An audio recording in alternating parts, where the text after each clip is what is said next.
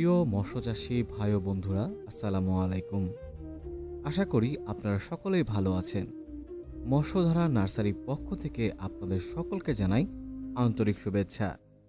আপনারা কি দামি খাবার দিচ্ছেন, সঠিকভাবে পানি দিচ্ছেন, সময় দিচ্ছেন, কিন্তু লাভবান হচ্ছেন না? প্রিয় খামারি ভাইয়েরা, আর নয় টেনশন। মনোসেক্স তেলাপিয়া ঠিকভাবে চাষ করতে পারলে এই সমস্যার সমাধান সম্ভব।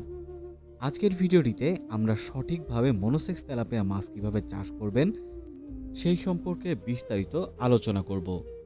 সর্বপ্রথম মনোসেক্স তেলাপিয়া চাষের জন্য আপনাকে একটি পুকুর নির্বাচন করতে হবে। পুকুরটা মাঝারি থেকে বড় হলে ভালো হয়। সূর্যের আলো যেন ভালোভাবে পড়ে আর সব সময় পানি যেন প্রবাহিত হয়। পানির গভীরতা রাখতে হবে 3 থেকে 5 ফিট। এরপরে আপনাকে পোনা ছাড়তে হবে। সবচেয়ে গুরুত্বপূর্ণ ধাপ হচ্ছে এটি। শুধু আপনাকে পুরুষ তেলাপিয়া মাছের পোনা অর্থাৎ মনোসেক্স তেলাপিয়া মাছের পোনাই কিন্তু নির্বাচন করতে হবে।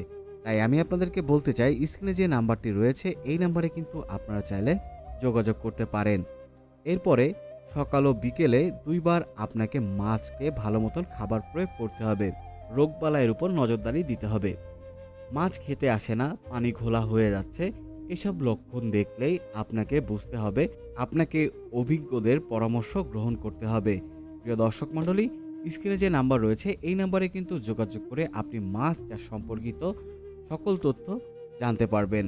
প্রিয় দর্শক মণ্ডলী, এরপরে কথা বলবো বাজারজাতকরণ নিয়ে।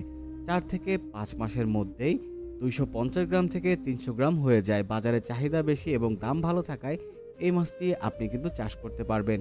তাই প্রিয় দর্শক মণ্ডলী, আজকের ভিডিওটিতে যদি ভালো লাগে তাহলে অবশ্যই লাইক কমেন্টস করে আমাদের পাশেই থাকবেন। সকলে সুস্থ থাকবেন, ভালো থাকবেন।